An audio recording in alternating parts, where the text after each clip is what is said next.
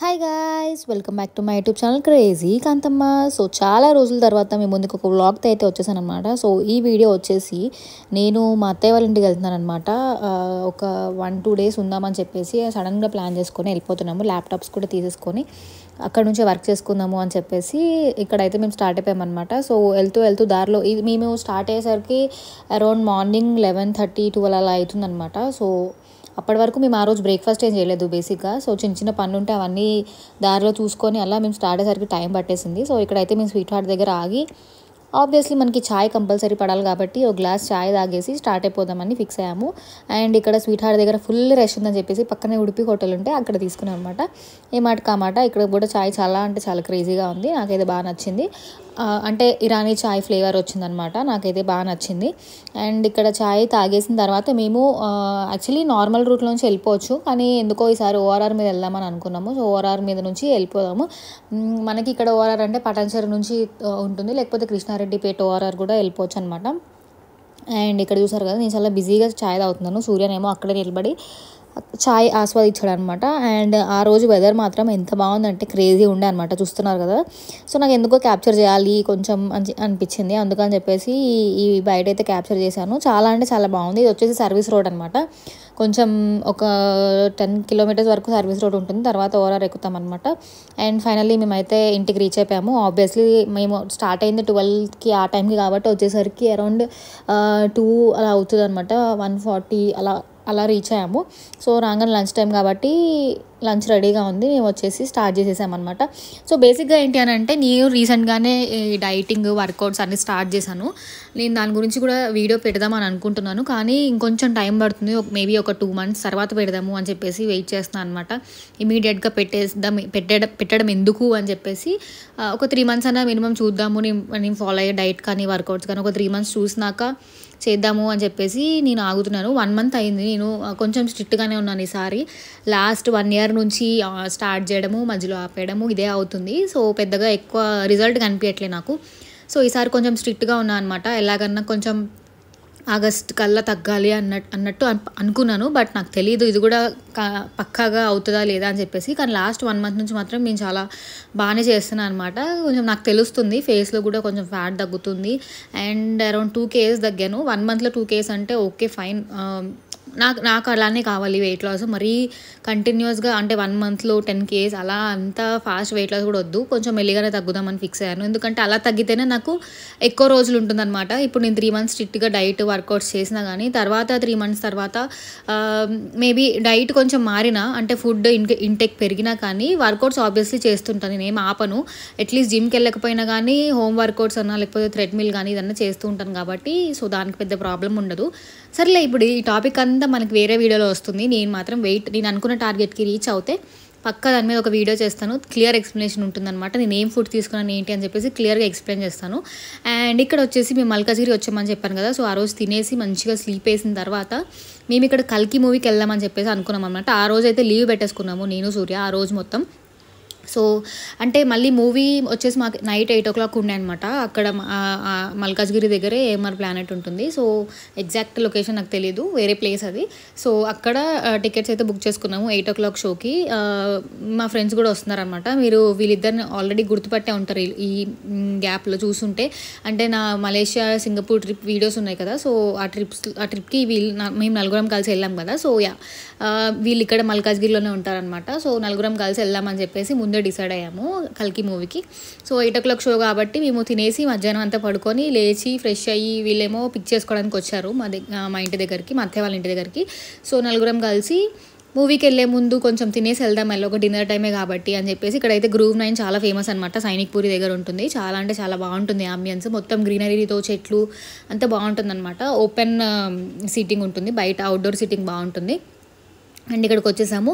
And obviously మీరు అనుకోవచ్చు ఇప్పుడే వీళ్ళు ఎంతసేపు డైట్ వర్కౌట్స్ అని చెప్పింది మళ్ళీ ఇక్కడికి వచ్చేసింది అని చెప్పేసి. కంగారు పడిపోకండి, నేను తినలేదు. అక్కడికి వెళ్ళి ఏం తాగాను అని చెప్పేసి ఇప్పుడు రివీల్ అవుతుంది చూడండి. అక్కడ వస్తుంది చూడండి టేబుల్ మీద గ్రీన్ టీ అనమాట. అది గ్రీన్ టీ లెమన్ హనీ అది ఆర్డర్ చేసుకున్నాను. అంటే మెనూలో అదొకటే కొంచెం మనకి దగ్గరలో ఉందన్నమాట. గ్రీన్ టీ బేసిక్గా నాకు ఇంతకుముందు అలవాటు ఉండేది. లైక్ పెళ్ళికి ముందు నా బీటెక్ టైమ్స్లో గ్రీన్ టీ బాగా తాగేదాన్ని.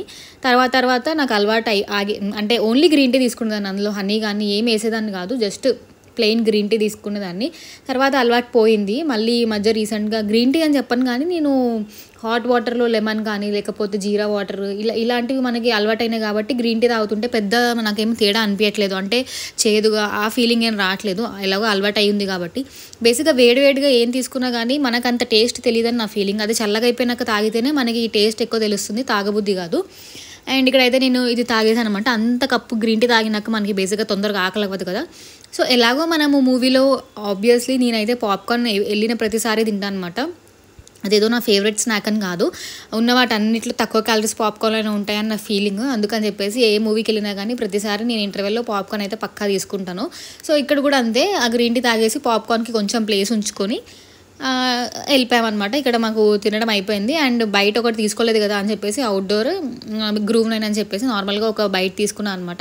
అండ్ ఇక్కడ డిస్కషన్స్ అవుతున్నాయి. ఆల్మోస్ట్ టైం అప్పుడు 7:20 అలా అవుతుంది. ఇంకా 40 minutes దాకా ఉండే. మేము ఉన్న ప్లేస్ నుంచి థియేటర్కి ఆల్మోస్ట్ ఒక 15 minutes అలా పడుతుంది అనమాట. సో వెళ్దాము అని చెప్పేసి అలా డిస్కషన్స్ అవుతున్నాయి. సో మేమైతే స్టార్ట్ అయిపోయాము. అండ్ ఇదే ఏఎంఆర్ ప్లానెట్ అని చెప్పాను కదా, సో ఇక్కడ అనమాట మూవీ మ్యాక్స్ ఇది. సో ఆబ్వియస్లీ కల్కి అంటే ఇప్పటికీ చాలామంది చూసుంటారు. ఆబ్వియస్లీ అది రిలీజ్ అయ్యి కూడా 1 week అయిపోతుంది కదా. నాకు ఎలా అనిపించింది అని ఎవరు ఫీల్ అవ్వకండి, హట్ అవ్వకండి. మూవీ బాగాలేదని నేనేం చెప్పట్లేదు. నాకు అంత పెద్దగా ఎక్కలేదు. ఓకే ఫైన్, మీరు ఇప్పుడు తిట్టుకుంటున్నారని నాకు అర్థమైపోయింది. నేను బేసిక్గా ఏం చెప్పాలనుకుంటున్నానంటే, నేను మార్వెల్ ఆ కైండ్ ఆఫ్ మైండ్ సెట్లో ఎప్పుడు ఉన్నానమాట. అంత ఇదిగా ఎప్పుడు చూడలేదు.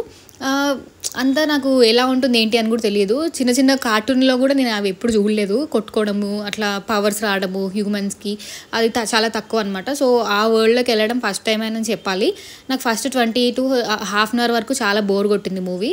తర్వాత నుంచి చాలా మంచిగా అనిపించింది. అంటే కొంచెం మనము వాళ్ళు అసలు ఏం చెప్పాలనుకుంటున్నాడు అని చెప్పే దాంట్లోకి మనం ఫస్ట్ ½ hour తర్వాత ఎంట్రీ ఇస్తాము.